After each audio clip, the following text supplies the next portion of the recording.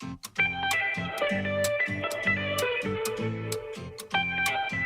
here we are, we're sitting in our camp chairs, bro.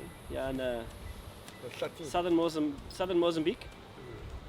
And you know, as a part of our African kayak fishing adventures, we were gonna introduce you through the shows and things into some kayak fishing legends. You know, the guys, the real McCoys.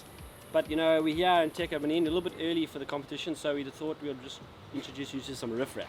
You know? The mediocre. You can compare the legends with the riffraff, you know? So we got, what do you say? Beavis and Butthead, Tweedledee and Tweedledum, Doesn't like Cameron's married couple. We don't know, these folks have got so many nicknames, we don't know what to call them. No, it's a shame, these folks are not riffraff. These folks, they've done the hard yards, these boys. I still remember actually, maybe 6 years ago, Cameron arriving at my work with a sailfish over his shoulder. Hey bro, is Marcus here? I remember that. I said, what? He says, no bro, I got a fish for him. A sailfish over his shoulder. In my showroom, my pristine white floors, he carries a sailfish across the floor. Now, that just tells you, bro. And Nuttiak's fishing on a big, fat, wide Eric's double at the barge that day, weren't you? No, I was on my super light that day. Stealth Wahoo. Yeah, Right, Stealth so you were Wahoo. up, but you used to fish on the double before that. Yes. Everyone knew the boys from the barge on the double. Oh, yeah, that's before we got blown away by Stealth. Blown away. It's before you saw the light. Yeah, I did. Okay, good. So yeah, here we are. We're sitting here and you know, we just ask the boys a few questions, talk a bit of rubbish, you know, get to know them a little bit better. So for those of you who don't know them, this is Jono, and that's Cam. Cam's a South African badminton champion. He doesn't wear a shirt. He likes to show his muscles, you know. There we go, check the gun. As I said, we'll ask the boys a few questions, eh? So we'll start with Jono. Maybe Jono can tell us his most memorable fish on a kayak. Most memorable fish. Yeah, Landed or lost? either way, bud. The one that haunts you the most, or brings you happy memories the most. Well, haunts the most is not a very good story, so I'll start with happy memories. Well, not happy memories. Biggest box ticked. How's that? Yeah, that's a good one. Okay, that would be North Coast. I don't tell my locations. It's in the sea, as we It's call a it. secret. It's In the fisherman's sea. secret. Yeah. It's a diary in my pocket. It was me, and I think Cam was there, but he was on standby, so he launched and beached quite early, and it was just me fishing ace out. Okay. And we went off the North Coast for some tuna and dorado. And anyway, long days, tough fishing, and we had a nice scum line out deep. And I think probably midday, pretty much I was just about... So what you're saying is it was a tough day in the office? Tough day in the office. Yeah, I was just about to tick off a blank for the day as well. And I hooked No a work beautiful- done at the office, No work done. and you were on water catching no fish. Yeah, on horrible brown scum line water. And anyway, I landed this beautiful Queen Dorado. So I was smiles all the way, heading in, going to work. And At 12 o'clock. It was actually about 12:30. You're right. Oh, fantastic start to the day, yeah. And then I just came past one of the shallow wrecks just to see if there was anything hanging around there. Yeah, I had some activity around me, and I put a bait out, and I got on, and I pulled the hooks, and I reeled up my downrig bait to see if I had any live bait left, and he was stone dead. So I said, hey, bugger it anyway, and I pitched it out there, and I was working it like it was alive, and next minute I got on with the big tuna, and I pulled the hooks on that one as well. Oh, So I reeled up my other line, because my live bait well was empty. And while I was busy paddling around to see where the action was, this beaut of a yellowfin just came cruising past me like this. Cruising past me, this big brown slab, the yellow fin sticking out the water and everything. So, hey, and I had no one to share the story with, no GoPro, no mates there, it always no happens. nothing. Yeah. So all I did was I reeled up the line and I flicked it out in front of me, hoping he would see it. And yeah, God's truth, as I hit the water, he turned, he chowed, and he went like hell. What was on the end of it though? It was a dead mozzie. Dead A moss. dead moss bunker with a circular, pushing for Dorado. Okay. Anyway, when I hit the beach, it weighed 38.65 kilos. There we Yellowfin go. tuna. And you're all on your own. And I was all on my ace. And I loaded that thing Fantastic. in a stealth kayak with a Dorado and 4 rods in all my tackle. And so, for the international viewers, 38.7 kilos is about 85 85 to 90 pounds. Yeah. Yellowfin tuna. That's my A good one. best tick box. Eh? And your high take? Oh, I don't think I don't want to wanna go there. That's a good story to share, John. It's been a couple of years now. You got to share that one. Oh, it is, eh? Where were you? I was fishing off North Coast Schlote, Secret spot. and also on one of my very proud self-purchased 475 Pro Fisher, Yes. and it was a very good ski to me. And Except for this day. except for this day. And I had some good Shimano tackle, you know, the Toriums, the Stratic reels, Yeah. the latest rods that you save up so hard to buy and all that. But anyway, I had a very productive morning fishing for snook. I think I had about 5 or 6 snook in my hatch. And that was first light. I banged the snook before they went off the bite, and I paddled out deep on the drop off. Also, all by myself. I was all by myself. I think I was all by myself too.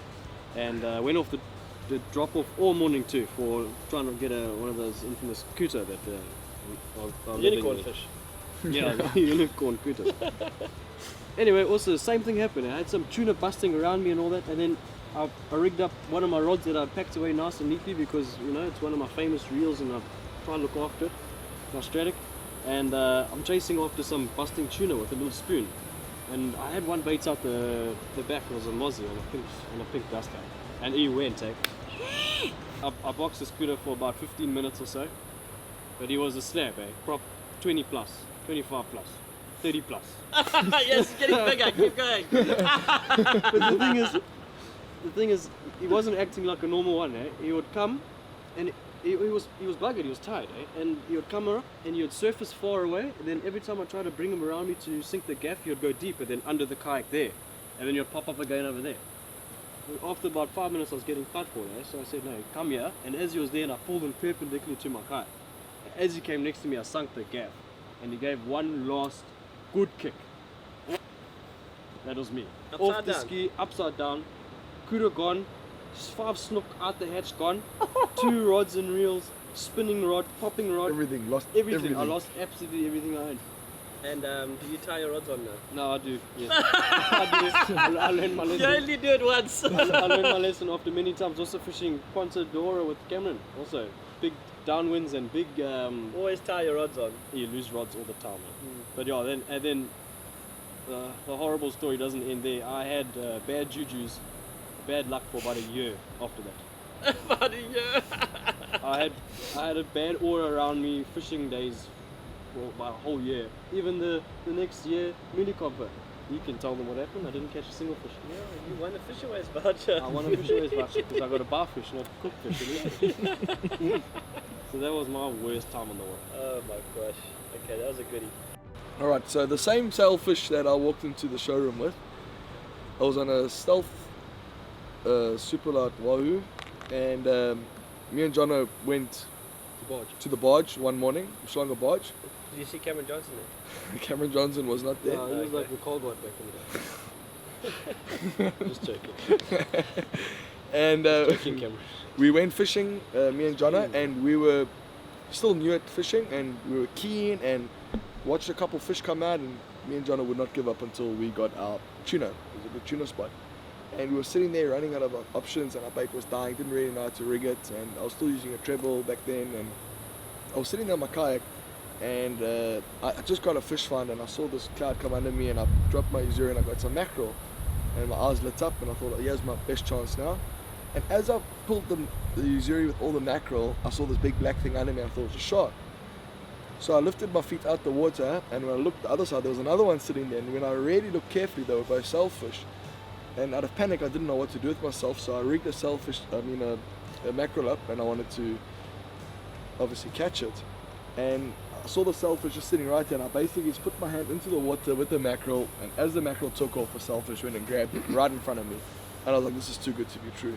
So I free spooled it, let it eat, and I flipped over and I hipped, and there I was on with it, my first sailfish ever on a paddle ski.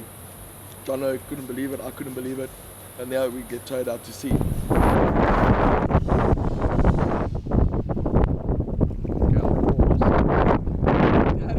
Daddy, it was saily. With one saily, yeah? We're about 300 k's out to sea now.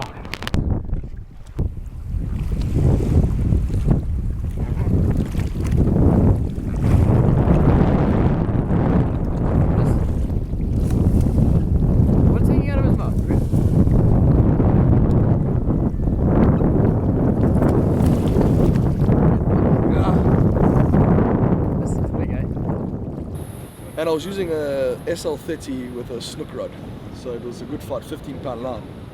So I fought that thing for a while, and I was too scared to grab it due to bad experiences on the boat. And Johnno ended up grabbing the sailfish for me, and he grabbed it, and we couldn't get the hooks out. It was in deep, and guts were out, and so I ended up keeping it. So I thought, okay, no, it's my first one also. I'm gonna keep the sailfish. So I pick it up, go over me, and as I was putting it into the ski, forgetting about it, its bill, the whole bill goes right through my whole paddle ski into the water. So I quickly pulled it back out. You're sinking like Right through.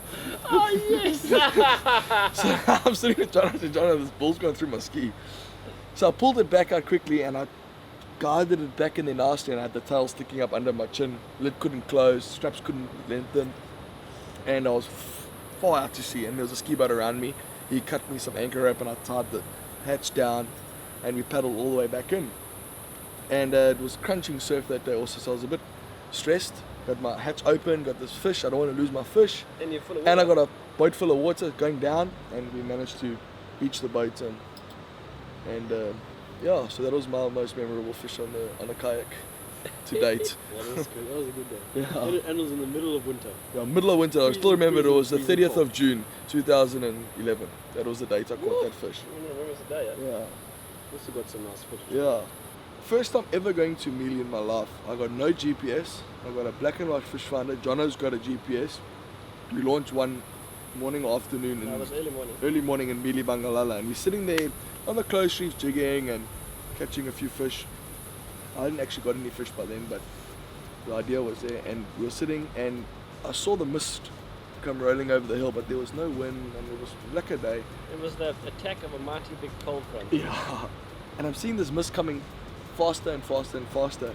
Eventually, I said to John, I think the storm's gonna hit us, and he's like, hey, but it's calm.